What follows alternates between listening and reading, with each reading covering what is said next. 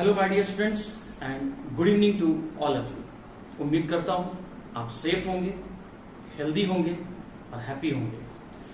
साथ ही साथ आप अपने कैरियर के प्रति फोकस्ड होंगे, मतलब स्टडी आप बहुत अच्छे से कर रहे होंगे। स्टूडेंट्स, इसके पहले हम लोगों ने इनऑर्गेनिक सेक्शन डील किया था।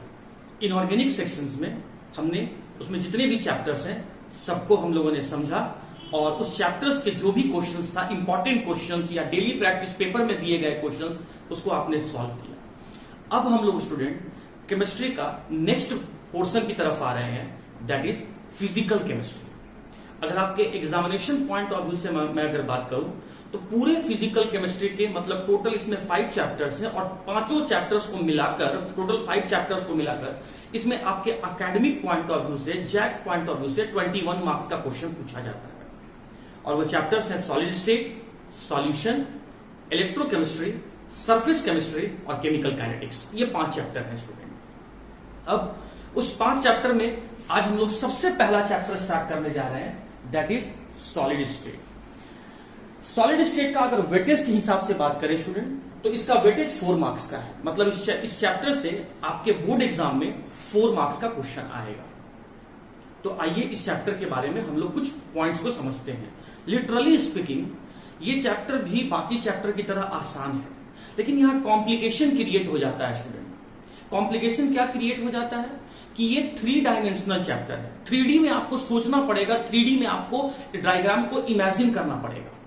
और वो तब होगा जब स्टार्टिंग में बताए गए बातों को, बेसिक बातों को आप बड़े ध्यान से सुनेंगे, क्योंकि वो बेसिक टर्म्स आगे चल के डेफिनेशन में कन्वर्ट हो जाएगा और वो डेफिनेशन आगे चल के कंसेप्ट में कन्वर्ट हो जाएगा और वो कंसेप्ट फिर आगे चल के आपका न्यूमेरिकल्स में कन्वर्ट हो जाएगा।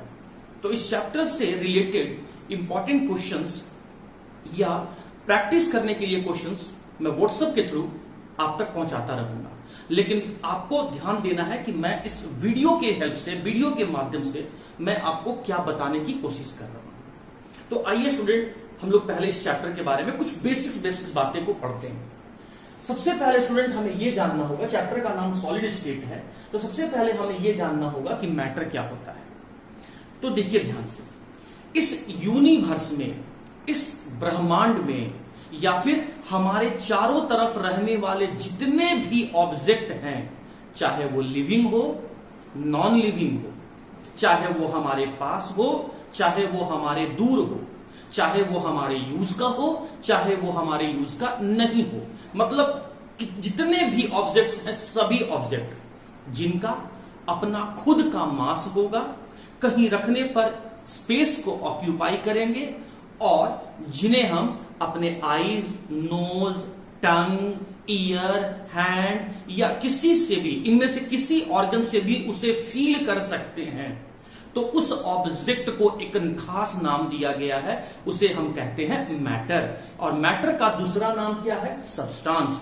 तो ले देके अगर मैं इस चैप्टर के बीच में कहीं सब्सटेंस जैसा वर्ड यूज करूंगा तो आप समझेंगे कि वो क्या है? मैटर है। जैसे फॉर एग्जांपल स्टूडेंट, अगर हमसे पूछा गया कि क्या ये मैटर है, ये मेरे पास में रखा हुआ ऑब्जेक्ट है और हमसे पूछा गया कि define it, explain it whether it is a matter और नॉट, तो हमसे पूछा गया कि क्या ये पदार्थ है, क्या ये मैटर है, तो अब इसको कैसे हम डिफाइन करेंगे कि ये मैटर है। तो देखिए, मैंने इसे अपने हथेली पर रखा, तो हथेली पर रखा तो ये एक जगह को घेरा, इतनी जगह को घेरा, मेरे पाम तक के, मेरे हथेली तक के जगह को ये पूरा घेर लिया, मतलब ये एक स्पेस ऑक्यूपाई कर रहा है। इसको स्टूडेंट जब मैं अपने हाथों पर रख के देखा तो मुझे एक वेट फील हुआ, इसका मतलब इसका अपना खुद का एक मास है।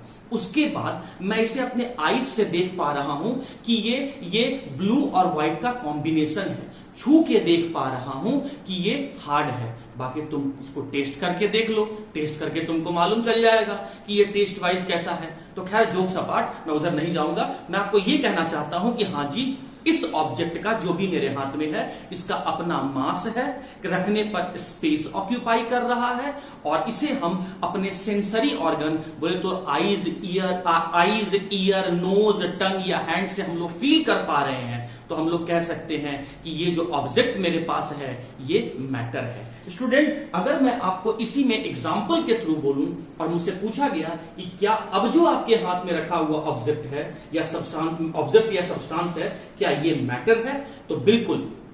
जब मैंने इसे हाथों में पकड़ा तो ये मेरे दोनों हथेली के जगह को घेर रहा है, और जब मैंने इसे अपने हाथों में उठाया तो मुझे एक वेट भी फील हो रहा है, और मैं इसे अपने आंखों से देख पा रहा हूं कि ये कलरफुल है, रेक्टेंगुलर शेप का है।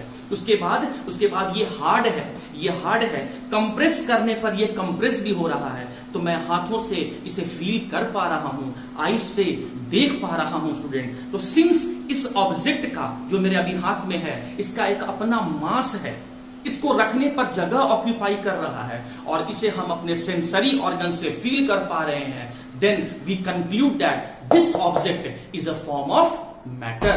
मतलब हमारे आसपास की वो कोई भी वस्तु जिसका एक अपना द्रव्यमान हो, जिसको कहीं रखने पर जगह घेरता हो और जिसे हम अपने सेंसरी ऑर्गन मतलब आईज, ईयर, नोज, टंग, हैंड्स से महसूस कर सकते हैं, उसे हम मैटर कहते हैं। अब मैटर का स्टूडेंट 5 डिफरेंट स्टेट होता है। गया वो जमाना जब हम लोग ये कहते थे कि मैटर का 3 स्टेट ही होता है। नहीं, लोअर क्लास के बच्चे अगर ये बात बोलते हैं तो समझ में आता है कि मैटर का 3 डिफरेंट स्टेट पॉसिबल होता है। लेकिन स्टूडेंट, माय डियर स्टूडेंट्स, आपको अगर पूछा जाए तो आप बोलेंगे there are 5 different states of matter, and these different states of matter are solid, liquid, gases, plasma and BEC.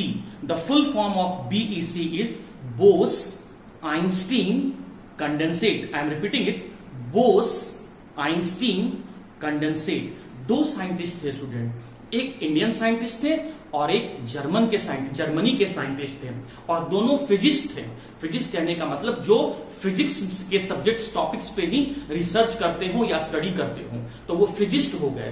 तो इंडियन फिजिस्ट कौन? Satyendra Nath Bose. I am repeating it, Satyendra Nath Bose. और जर्मन फिजिस्ट कौन हुए? Albert Einstein. इनका नाम तो आपने सुना होगा। तो अल्बर्ट आइंस्टीन और सत्येंद्र नाथ बोस ने मिलकर मैटर का 5th स्टेट भी डिस्कवर किया और उसका नाम था बोस आइंस्टीन कंडेंसेट। और उन्हें सम्मान देने के लिए, ऑनर देने के लिए मैटर के उस फॉर्म को उन्हीं के नाम पर दे दिया गया, और शॉर्ट फॉर्म, एब्रिविएटेड फॉर्म, उसे हम लोग BEC कहते हैं। स्टूडेंट, ये जो 5 डिफरेंट स्टेट हैं, इसमें से 3 डिफरेंट स्टेट का जो बेसिक टर्म मीनिंग होता है वो आपको पता होता है। जैसे मैटर का वो फॉर्म जिसका शेप भी होगा, वॉल्यूम भी होगा, उसे हम सॉलिड कहते हैं। मैटर का वो फॉर्म जिसका शेप तो नहीं होगा लेकिन वॉल्यूम होगा, उसे लिक्विड कहते हैं। और मैटर का वो फॉर्म जिसका ना तो कोई शेप होगा और ना ही कोई वॉल्यूम होगा, neither shape nor volume, then that form of matter is known as the gases. और ध्यान ये रखना है कि रूम टेम्परेचर पर 25 डिग्री सेल्सियस टेम्परेचर पर मैटर का सिर्फ 3 डिफरेंट स्टेट ही पॉसिबल है। जो 4th और 5th स्टेट ऑफ मैटर है, जो प्लाज्मा और बोस आइंस्टीन कंडेंसेट है, ये जो 2 डिफरेंट स्टेट के मैटर हैं, ये नॉर्मल टेम्परेचर मतलब रूम टेम्परेचर पर पॉसिबल नहीं है। जब बहुत बहुत बहुत ज्यादा हाई टेम्परेचर हो जाएगा, let's say 1 lakh degree Celsius, 100,000 degree Celsius, आप समझिए जब 40 डिग्री सेल्सियस हम लोग टॉलरेट नहीं कर सकते हैं, बर्दाश्त नहीं कर सकते हैं, तो 100,000 डिग्री सेल्सियस टेम्परेचर मतलब 1 लाख डिग्री सेल्सियस टेम्परेचर, तो उस कंडीशन में हम लोग सर्वाइव तो नहीं कर पाएंगे, जिंदा तो नहीं रह पाएंगे। तो उस हाई टेम्परेचर पर मैटर का जो 4th स्टेट देखा गया है उसे हम लोग कहते हैं प्लाज्मा। स्टूडेंट, बहुत ज्यादा डिटेल का इन दोनों स्टेट के बारे में जानना केमिस्ट्री में नहीं है, फिजिक्स के टीचर इसे एक्सप्लेन कर सकते हैं। फिर भी अगर आपको इन दोनों के बारे में जानना हो तो आप मुझसे पर्सनली पूछ सकते हैं। इस चैप्टर में इन दोनों स्टेट्स का जरूरत नहीं है, इसलिए मैं ज्यादा डिस्कस नहीं कर रहा हूं। बट फिर भी if you are curious to know, अगर आप जानने के इच्छुक हैं तो आप मुझसे पर्सनली पर्सनली कॉल करके या बात करके मुझसे इन दोनों स्टेट्स के बारे में डिस्कस कर सकते हैं, पूछ सकते हैं। फिलहाल अभी आप यहां पर देखिए, तो जो फोर्थ स्टेट ऑफ मैटर है जिसका नाम हम लोगों ने प्लाज्मा दे रखा है, तो वो स्टेट तब पॉसिबल है जब बहुत ज्यादा हाई टेम्परेचर है, एंड एग्जैक्टली जब बहुत ज्यादा लो टेम्परेचर है, बहुत ज्यादा लो टेम्परेचर। तो बहुत ज्यादा लो टेम्परेचर कहने का मतलब क्या स्टूडेंट? जीरो केल्विन टेम्परेचर, और we can say that -273 degree से 223.15 डिग्री सेल्सियस टेम्परेचर। तो आप देख सकते हैं माइनस में 273 डिग्री सेल्सियस टेम्परेचर जब होगा तो मैटर का फिफ्थ स्टेट बनाया जा सकता है, और उसे हम लोग कहते हैं बोस-आइंस्टीन कंडेंसेट। तो आपको याद रखना है कि मैटर का 5 स्टेट होता है, सॉलिड, लिक्विड और गैस। ये जो 3 स्टेट हैं ये सिर्फ रूम टेम्परेचर पे पॉसिबल है, लेकिन प्लाज्मा और बोस-आइंस्टीन कंडेंसेट ड्रास्टिक कंडीशन में, मतलब वेरी हाई टेम्परेचर और वेरी लो टेम्परेचर में बनाया जाता है, या ये एग्जिस्ट करता है, या इनका फॉर्मेशन पॉसिबल है। अब स्टूडेंट एक बात और आपको याद रखना है, देखिए एक फॉर्मूला मैं आपको बताने जा रहा हूं। Q, जहां पर Q बता रहा है heat energy, equals to mCV delta T। देखिए इस फॉर्मूला के बारे में आपको फिजिक्स के सर बताए होंगे हीट एंड थर्मोडायनामिक्स चैप्टर में। खैर अगर नहीं बताए हैं तो इस फॉर्मूला को लेकर टेंशन नहीं लेना है, उस फॉर्मूला पे ज्यादा फोकस नहीं करना है। एक सिंपल बात मैं आपको बताने जा रहा हूं स्टूडेंट। देखिए Q बता रहा है आपका हीट एनर्जी और T बता रहा है आपका टेम्परेचर। तो आप देख सकते हैं स्टूडेंट कि हीट एनर्जी और टेम्परेचर में डायरेक्टली प्रोपोर्शनल का रिलेशनशिप है, मतलब एनर्जी और टेम्परेचर में डायरेक्टली प्रोपोर्शनल का रिलेशनशिप है। एनर्जी और टेम्परेचर में डायरेक्टली प्रोपोर्शनल का रिलेशनशिप है, जिसका मतलब है हिंदी में तो आप लोग कहते हैं समानुपाती है सर, है ना। इसका मतलब क्या होगा कि टेम्परेचर बढ़ाएंगे तो एनर्जी बढ़ेगा, टेम्परेचर घटाएंगे तो पार्टिकल्स का एनर्जी घटेगा।